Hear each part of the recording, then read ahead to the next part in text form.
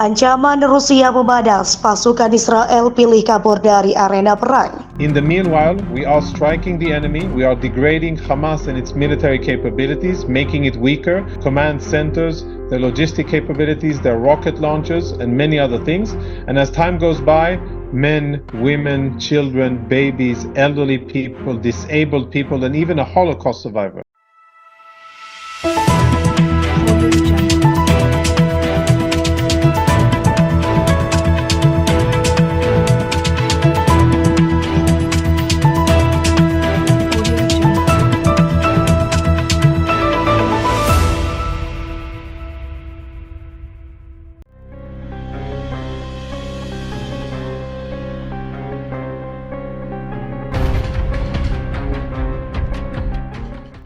Militer Hamas mengklaim tentara Israel melarikan diri dari garis depan di wilayah perbatasan Gaza lantaran ancaman serangan besar-besaran yang akan dilancarkan Rusia semakin bertubi-tubi.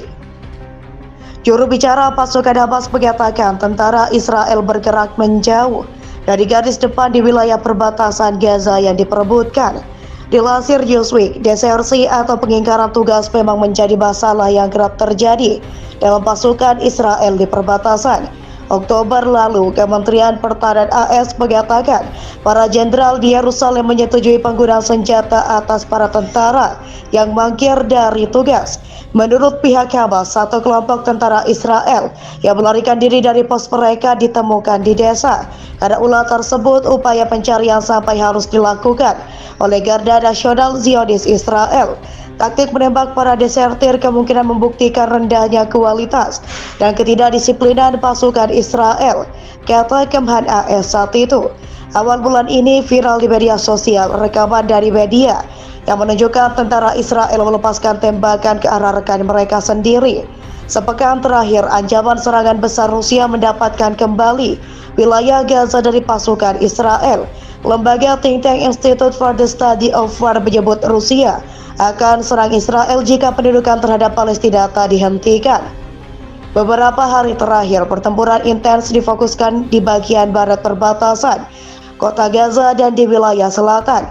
Presiden Rusia Vladimir Putin belum lama ini memberikan pernyataan yang terkesan mengancam di mana ia menyebut negaranya bisa menyerang Israel jika tak juga berhenti menggempur Palestina.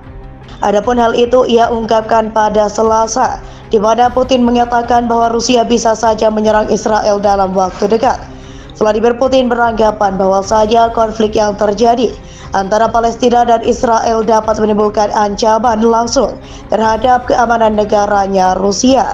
Oleh karena itu, dalam pertemuan dengan Dewan Keamanan Rusia, Vladimir Putin menyarankan untuk membahas situasi di Yerusalem dan jalur Gaza sebelum agenda yang disepakati. Seperti diketahui, ketegangan meningkat di lingkungan Sheikh Jarrah di Yerusalem Timur sejak pengadilan Israel memerintahkan penggusuran keluarga Palestina yang kemudian ditunda. Warga Palestina yang melakukan aksi protes sebagai bentuk solidaritas terhadap penduduk Sheikh Jarrah telah menjadi sasaran kekerasan pasukan Israel.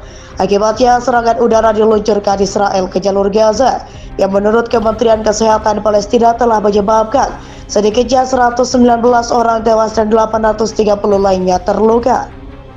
Sebagai informasi, Perdana Menteri Israel Benjamin Netanyahu bahkan pernah mengatakan bahwa Rusia dan Israel bisa saja berperang andai kedua pihak tak mempunyai hubungan dekat. Hal tersebut dikatakannya dalam sebuah wawancara dengan Radio Angkatan Darat Israel pada Rabu kemarin. Vladimir Putin mengatakan kepada saya bahwa jika bukan karena hubungan dekat kami, saat ini Israel dan Rusia mungkin sedang berada di tengah-tengah bentrokan militer. Terangnya, dikutip terkini.id dari Pikiran Rakyat melansir Express pada Rabu. Menurut pengakuan Benjamin Netanyahu, Israel dan Rusia sudah hampir pecah berperang sebanyak 4 kali dalam beberapa tahun terakhir ini. Kami sudah 4 kali hampir pecah perang.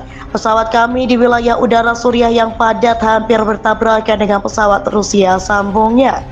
Namun karena setiap bulan perwakilan kedua negara saling bertemu, maka hal tersebut dapat dihindari, pungkas Netanyahu.